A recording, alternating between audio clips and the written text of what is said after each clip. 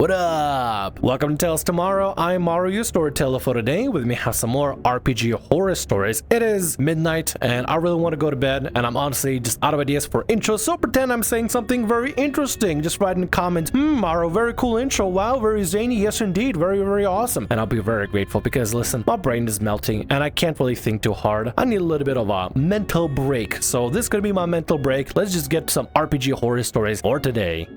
Story about a weirdo who hated D&D. This happened a few years ago. One of our friends decided to run Curse of Strahd, but we didn't have a group. He asked me to post an LFG post on our local TTRPG space. We gathered the group and started the game. Few people lost interest in the game right after a few sessions, and only one of them stuck around. Pete. It's a story about him. Persons of interest. Pete, a random who replied to LFG post. He was playing a girl cleric of light. DM, a friend of mine. Monk, an old friend of DM. Rogue, also old friend of DM, she joined later. Me, I was playing paladin named Agnes. Everything started as usual. We were traveling with a caravan and got lost in a mist. Standard Curse of Strahd stuff. Everybody seemed chill. We were playing weekly online. It was common for us to hang out after the game in Discord to just share a few laughs or chat about life. Of course, everyone was invited, so Pete would stick around after the game, but every time we would start discussing D&D in any way, he would say something extremely derogatory about the system. How a few such episodes I asked him, "Hey, you seem to not enjoy the game. Why are you playing D&D?" He confessed that he really didn't like D&D, but nobody wanted to play the game he preferred, PBTA.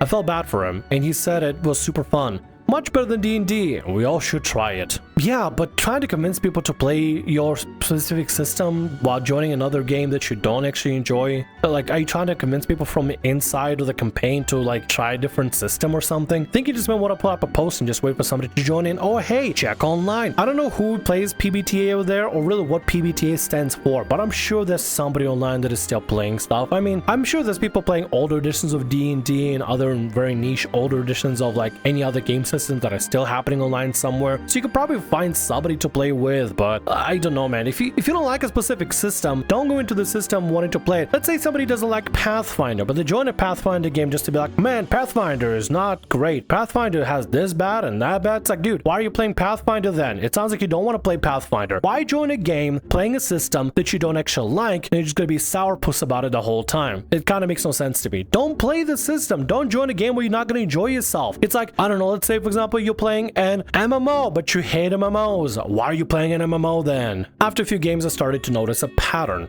His character would only speak to mine, like at all, to an extent where he would constantly say, I want to take Agnes aside to talk. I didn't think about it much. Both were servants of the gods, so having some kind of a bond made sense, but it went to weird situations where there would be only 3 characters in a room, and he would request for our characters to step outside to talk, leaving Monk out of the conversation. Weird, I thought to myself, but not a red flag yet. Few sessions in, we were introduced to a new party member, Rogue. Important to note that Rogue's player is a woman in her early 20s. Her introduction was very cool. Her character, she was playing this brutish tattooed criminal, got brutally murdered in front of her eye. While this was happening, I texted the DM, that was cool, is she playing a phantom rogue? And he told me to have patience. While the scene was playing out, Pete suddenly blew up and started arguing the DM was unfair. He didn't even give poor girl a chance, that DMs should kill characters like that. We had to literally calm him down, and Rogue said something like, chill dude, we talked about it. He didn't believe her. This is the first red flag. He didn't trust the DM. I guess his reaction might have been fair. I'd known DM for a long time at that point and played a few of his games. He was playing in mine. Maybe there's no way to give this kind of trust to a random person right away, but I have a strong belief that you can't enjoy the game with such a mentality. What for me was a cool interaction, where I immediately understood where the situation was going. Rogue wanted to be risen from the dead. Pete saw only what he called DM tyranny, an abuse of Rogue who, for whatever reason, Pete felt obliged to protect. We continued the game, raised the Rogue from the dead, and finished the session. We talked through the game about trusting your DM. Pete reminded us that he hates D&D, and left. Hey, I got a really awkward question. I don't know if it's really awkward. I mean, I think it's kind of innocuous, but are you by any chance a woman? Because I have a theory of why Pete is reacting this way and why he specifically interacts with you and his reaction towards the rogue character that happened in such a way. Maybe Pete is, well, for better or worse, is a simp. and wants to talk to just the ladies. When he sees a lady having her player character be brutalized for some sort of story reasons or some such, he basically jumped at it as like a white knight trying to protect my lady. Maybe that's why he talks to your character, because your character or you are a lady, and does not talk to anybody else basically because they're not ladies. This is just me maybe assuming some stuff, but I'm getting a hint of maybe that could be involved in this, but I don't know, honestly. I have no idea. I don't want to make quick assumptions. I'm just thinking maybe that's why he specifically treated you differently than everybody else. That's why he treated a rogue, his character kind of dying, turning to potentially a phantom, you know. But also Pete specifically mentioned, I hate D&D. Dude, if you really hate D&D, don't play D&D, man. Just don't play D&D. Red flag number 2 came up in one of our next games. We gathered a voice chat and Rogue was missing. I told the DM that she probably messed up the time because of the time zone and he should text her. Pete became unusually interested in this detail and started asking what time zone and what is that all about. We told him that she lives in Europe, and he seemed weirdly excited about this information.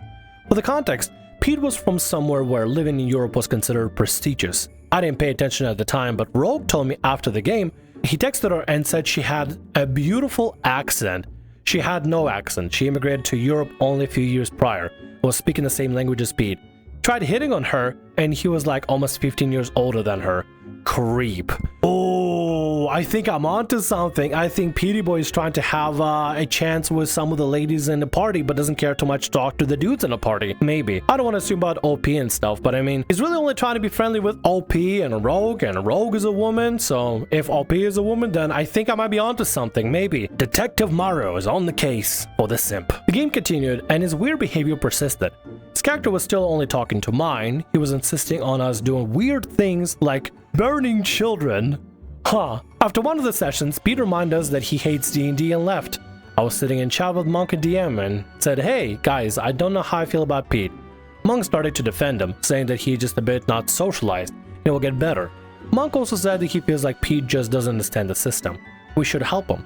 Monk offered to run a one-shot for me and Pete. It was a one-shot for 2 people, and the DM already played it, and Rogue was too busy with uni. I agreed. Sometime next week, we gathered to play Monk's one-shot. It was a well-designed, silly little heist that encouraged creative solutions. We played as 2 pre-made halfling brothers. Their names were Sam and Dean. Okay. I really enjoyed it. Pete was a bit struggling, but we managed it. After the game, we stayed to talk, and Pete was like, you guys should play PBTA. I have a one-shot. Do you want to try it? Monk persuaded me to join, and we agreed to play next week. This is a red flag number 3. The one-shot all started with him messaging me and saying, in my one-shot, you can choose your character's gender. Okay, I guess. I would just fine playing anything, but sure. I just said that I'm not going to change anything. We joined the one-shot, and it was exactly the same one-shot. Characters were the same, task was the same. Pete also tried to do exactly the same character, but his setting was low magic, so some features just didn't work. For example, my rogue had a familiar in Monk's one-shot. In Pete's one-shot, I also played a rogue, but with none of the rogue's abilities, and had a familiar that couldn't do anything. I asked my familiar to hook a rope on a hook in a tower, and said it wasn't realistic, and familiar couldn't do that. The other thing he was praising his system for, and hated D&D for, was initiative. My system doesn't have initiative. Initiative is stupid. Went into combat, and I asked to do something, and he said, it's not your turn. I thought there was no initiative. But what he actually meant was, I decide the order of the turns, and not the dice. He was trying to show his superior system and decided to rewrite Monk's one-shot and make it better by adding more content. It was simply rude. We stayed after the one-shot to talk and give feedback. We were just chatting and Pete decided to share a story. He said that he always dreamed of playing with a woman DM, and turns out women are very bad at DMing. I was flabbergasted. I asked him what he meant, and he said that he played with a woman DM this weekend, and she was bad. And he realized that women are bad at DMing. I thought he can't be serious. It's probably a crude joke, but no. For context, I was running my own game at the time, and he knew about it. Me and Monk started talking to him to try and understand his thinking process. He legit decided that all women are bad at DMing just because he didn't enjoy this one girl's game. I asked him if he understands that women don't share traits like that, and if one woman is bad at one particular thing, all women are bad too. Like if he would just meet a bad DM who's a man, would he think that all men are bad at it? He got a bit mad and left the call. Oh wow, Pete is a misogynist. Oh my god. I mean, I thought it was going to be leaning up towards that because the creep behavior was kind of getting a little borderline weird, but wow, that is insane. I had a bad game with a woman, so now apparently all women are bad DMs. Insanity. You wouldn't say if it was like guy DMs, it's like, oh, okay, this guy DM is just bad DM. All guy DMs are bad DMs. Crazy clown world, dude. He probably messaged me in a few hours to tell me not to dare imply that he is sexist because he thinks that in a perfect world men wouldn't exist, but for now he refuses to deny reality. I was even more flabbergasted after this conversation and told that I'm not buying the act. What? In a perfect world, men wouldn't exist? What kind of an... Is that an incel thing to say? Or is that a simp? No, it has to be a simp thing to say. In a perfect world, women are perfect and disgusting men wouldn't exist. What is he on about? This is crazy. Dude is unhinged. Dude is insane. No, the guy is definitely a womanizer. Oh my god. This is Pete. You gotta get Pete out of here, dude. You gotta get Pete out of here. Honestly, don't remember if you played only one sessions after this or that. We had a very anticlimactic fight because of real-life time restraints, which the DM was a bit disappointed, and Pete's last session started with us fighting the fight again. In the previous session we escaped, this one started at the beginning of the fight again. Odds didn't look too good in our favor. Characters started going down one by one, and as Pete's character went down, he blew up. Started ranting at the DM for being horrible, and how he's tired of his bullcrap. He sent us waving Pocahontas gif in the chat and left the server. As the last character went down, DM narrated how we all woke up in the safety of the tavern in cold sweat. Like that, the spirit of Pete was banished from our game.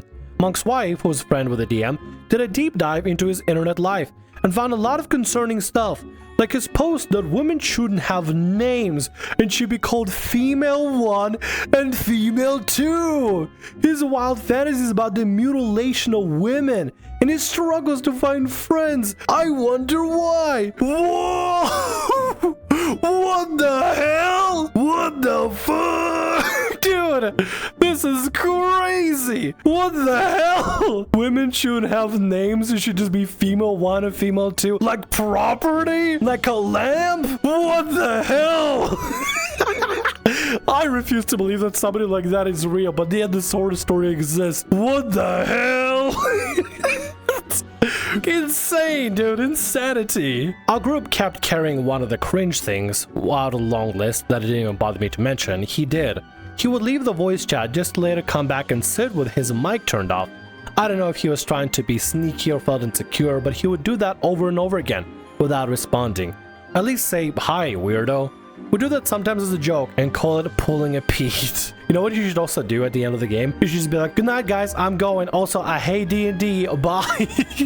Just to pull a Pete again. What a character. What a character. Yeah, good thing that he's gone. Good thing that he is gone. Honestly, I got nothing to say. Dude is a misogynist, like this through and through. He's just insane. Let's get to the next story for today. Christ, that was insane. Turns out, just roleplay it out doesn't work if I'm the only one doing it. Story begins with me and my ex joining a D&D game run by a friend of the DM from another disaster of a campaign, but that's a horror story for another time. The new DM, who I'll call X, was the best I've ever had. Granted, he was only the second DM I played with, but still. Me and my ex joined in June session 2. Our characters were mercenaries hired by the Dwarven King to dismantle a drug empire. I played Akai, a one-armed battlemaster fighter. Max played a Kensei monk. The party already had a paladin, a rogue, and a druid. We slotted in and began our investigation. At first, the party dynamic wasn't bad. We're feeling each other out, had a few disagreements between characters, but nothing major. We got into some skirmishes with the criminals behind the drug trade, started uncovering more about the operation. One funhouse rule the DM had was giving bonuses or penalties to attack rolls depending on how well you describe the action. Made combat feel more dynamic, and at the point, things were going pretty smoothly. Eventually, we traveled to another continent by ship and arrived at the Red Peak, a Japan-inspired island that happened to be of character's homeland.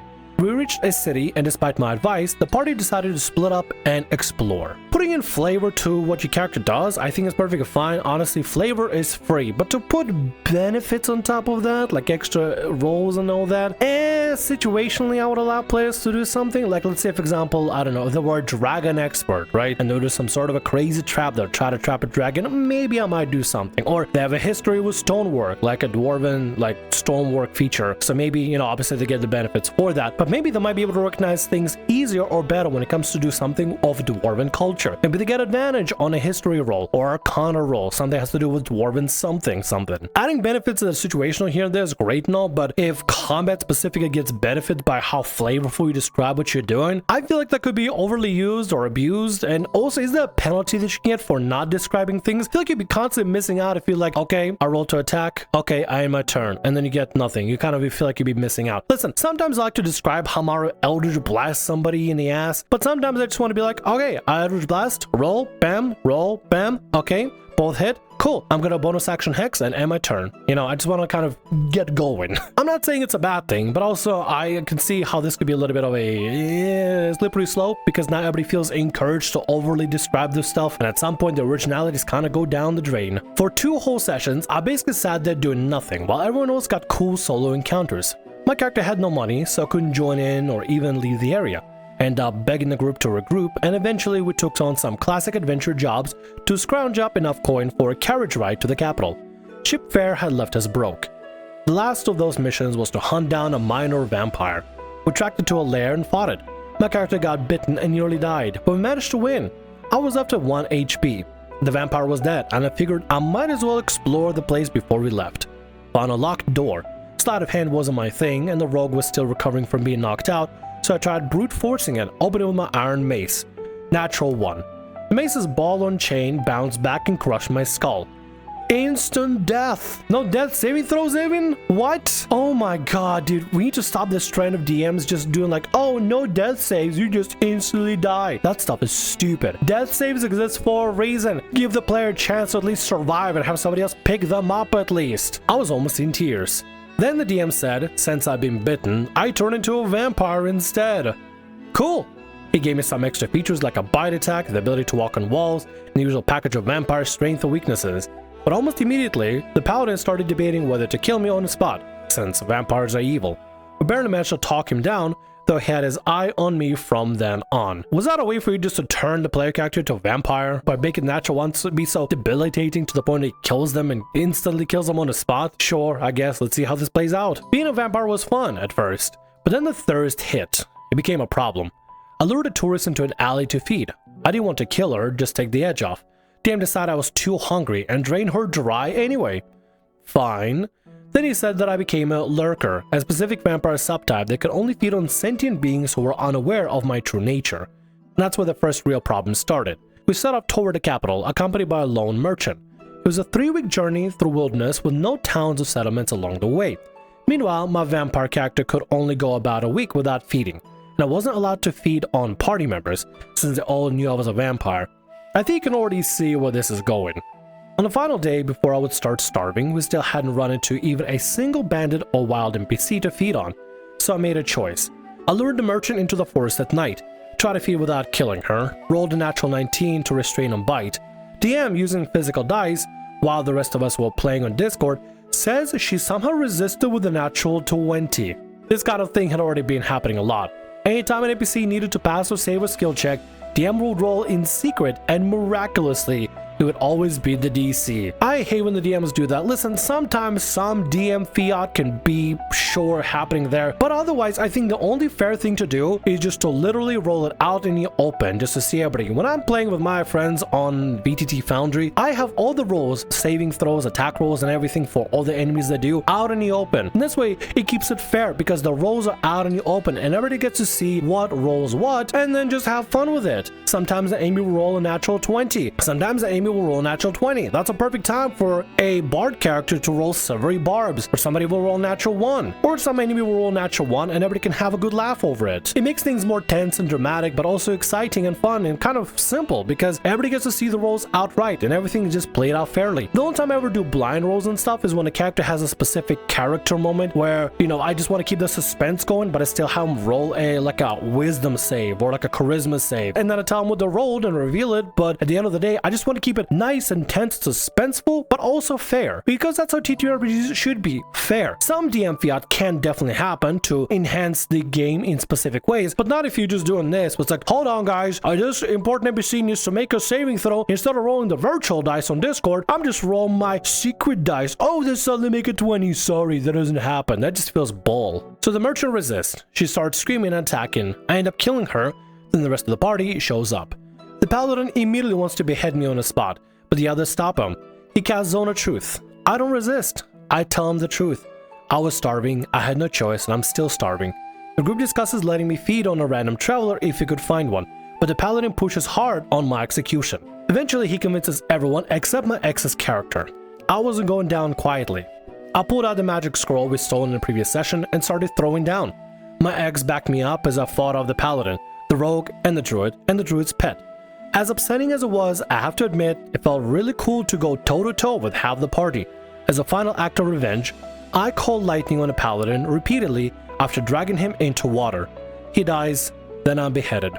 The DM later brings the paladin back to life. I'm not given the same courtesy. That said, the player still retires the character. And so Akai died. Poor girl.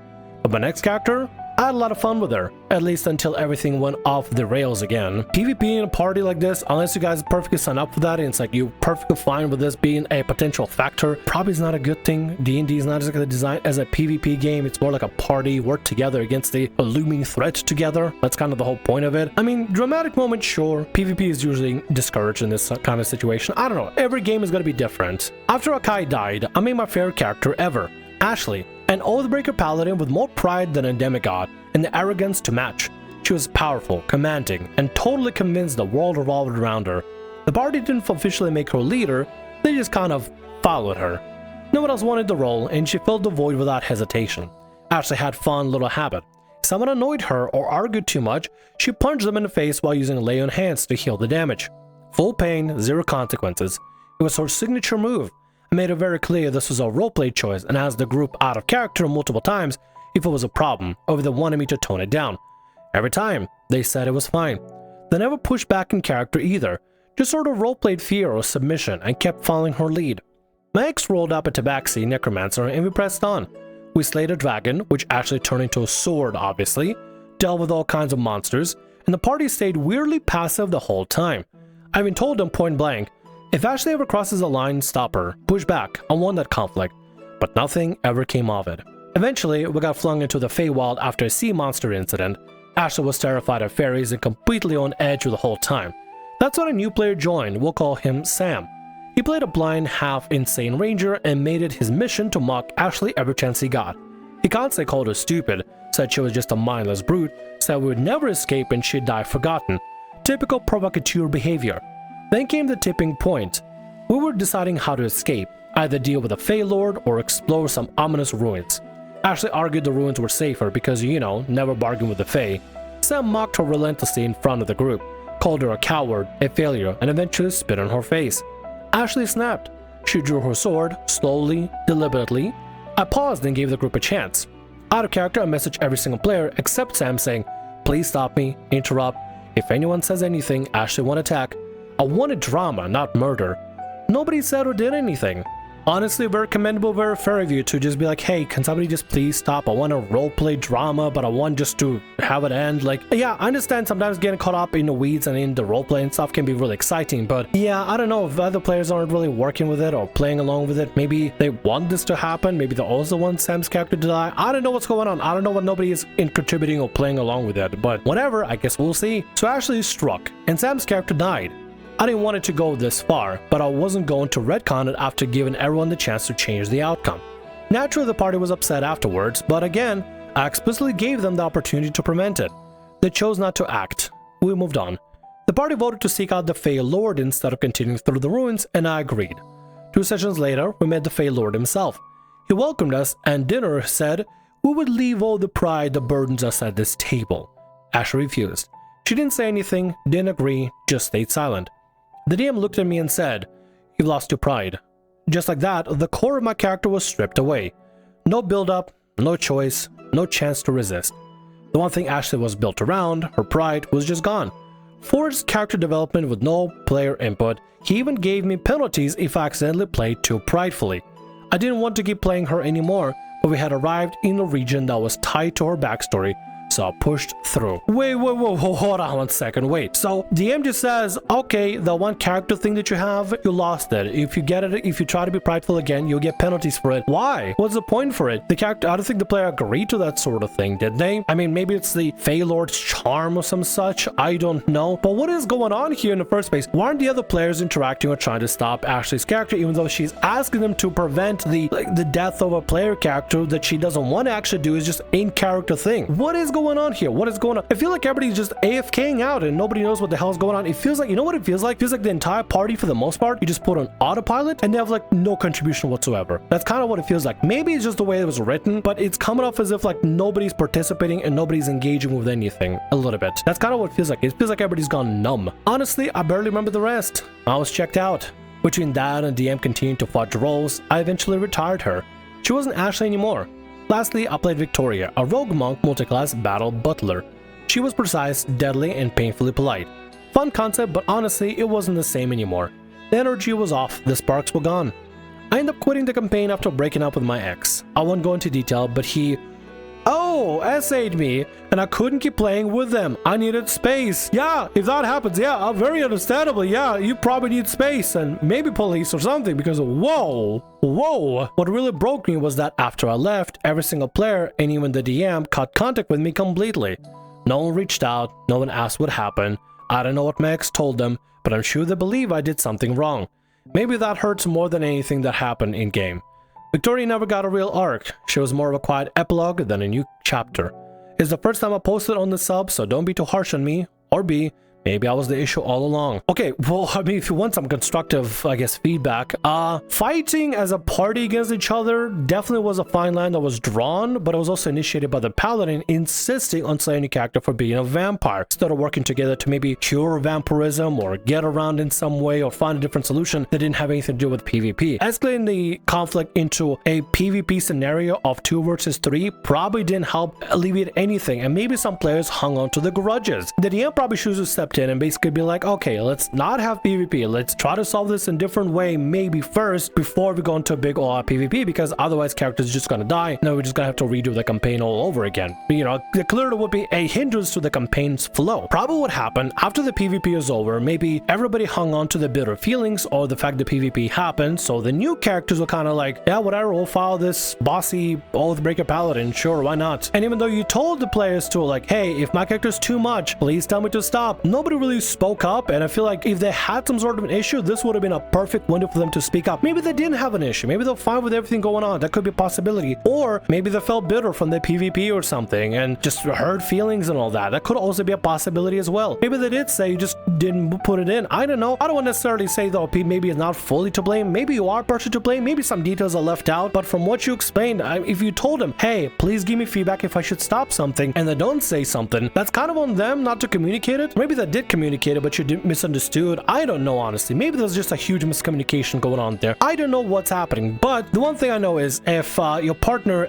SA'd you and you decide to take a break from D&D, you're more than welcome to do so, because I think you should. You should probably take a break and not associate with people that do this kind of horrible things to you, because it's messed up. It's not okay. It's not right. Anyway, you're fully justified with taking a break, and I hope you take all the time that you need, and hopefully you can get past this trauma for real. And with that, that's going to be all our stories for today. I want to thank you very much for watching, and thank you so much for being here. If you like what I do, consider subscribing to the channel and leaving a like. Also, if the RPG Horror Stories ever goes down, or if you want to submit your own personalized horror story, email is down in the description below. I'll see you again in more Tales tomorrow. Bye-bye.